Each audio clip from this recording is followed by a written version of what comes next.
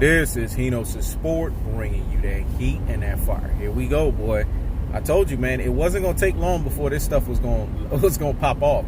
Pandering narratives, man. This is what we're dealing with out here in these boxing streets. Pandering narratives. A bunch of panderers, man. Because they have to pander to a certain community. It is what it is, man. I'm just not going to sell my soul out here in these boxing streets to do that. Or in any sports streets. Because Henos' Sport is consistent and authentic as fuck. Let me say it again. Henos' Sport is consistent and authentic as fuck. When you have the worst bedbug haters and trolls out here in these boxing streets, people are going to say all kinds of things. But you got to be built for tough, man. Henos' Sport is built for tough, dog. They calling me now the Donald Trump of boxing. I find that to be comical, man. You know why? Because last time I checked, the motherfucker is moving forward and he's upticking. Let me say it again. He's moving forward and he's upticking. So if you're comparing me with somebody that's moving forward and upticking, that's pushing the needle and pushing the thumb, pushing the narrative, then that should tell you something. No matter what you say about the person, they keep going forward. That should tell you something about you and something about the person.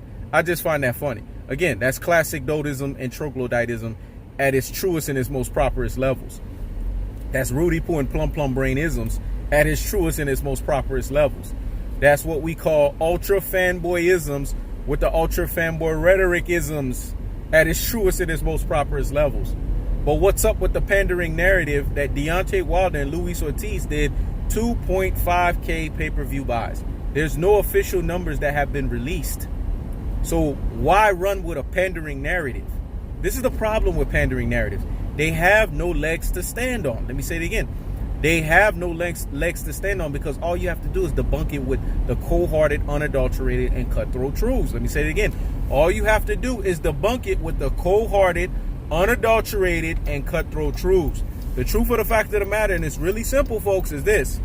This pandering narrative will be debunked because the official pay-per-view numbers are going to come out. And when they come out, it's going to be way higher, way higher than some damn 2.5K pay-per-view buys. You trust and believe that. Mike Coppinger was projecting that the Deontay Wilder and the Luis Ortiz fight was projected to do anywhere between 200 to 300K pay-per-view buys. Let me say it again. Mike Coppinger was projecting that the Luis Ortiz, let me put Deontay Wilder first because, you know, he's the A side.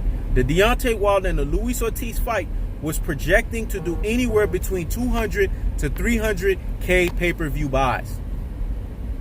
That's way higher than 2.5K pay-per-view buys. And even if that fight does not do anywhere between 200 to 300K pay-per-view buys, you best believe it's not going to do what these pandering narrative folks are telling you in terms of a 2.5K pay-per-view buys. That's ridiculous. That means that no one basically showed up to watch the fight. No one glued themselves to the TV to watch the fight. You know why this is nonsense on so many levels? Because this fight was trending #1 on Twitter, man. It was the #1 trending topic on Twitter. So how is this fight that was the #1 topic trending on Twitter? I mean, just that right there goes against this pandering narrative of the 2.5K pay-per-view buys. How can you sit there and run with some bullshit like that when everything else is telling you opposite? At the end of the fight, do you know how many celebrities that weren't at the fucking fight that was sitting there commenting on Deontay Wilder's knockout? How would they be commenting on his knockout if they didn't watch the fight? You classic dotes and your troglodytes. You Rudy Poo and you Plum Brains. You ultra fanboys with the ultra fanboy rhetoric. You see, something's not adding up here. And people need to be deep thinkers out here in these boxing streets to read through the bullshit, man. It's really that simple. Leave Henos' Sport to always address the elephant in the room because I'm going to keep the foot on the what? On the necks. I'm going to keep the foot on the what? On the necks. And like the Tibetan Mastiff that I am, I apply what? Unlimited pressure. Because pressure does what? It busts pipes, folks. You got to bust pipes on these fools. Because the problem with them and what they're not understanding is, like I said before. So let me rewind it and do a quick recap. Hear me and hear me well. Pandering narratives, that's why they call them pandering narratives, because they have no legs to stand on. And you know how they get debunked? They get debunked by cold-hearted, unadulterated, and cutthroat troops. Here's how this pandering narrative is going to get debunked. When the official numbers come out.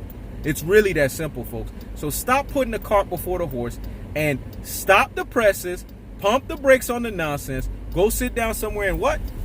Higgity fucking hush and wait until the official numbers come out. It's really that simple, folks. This is He Knows the Sport. Check it out.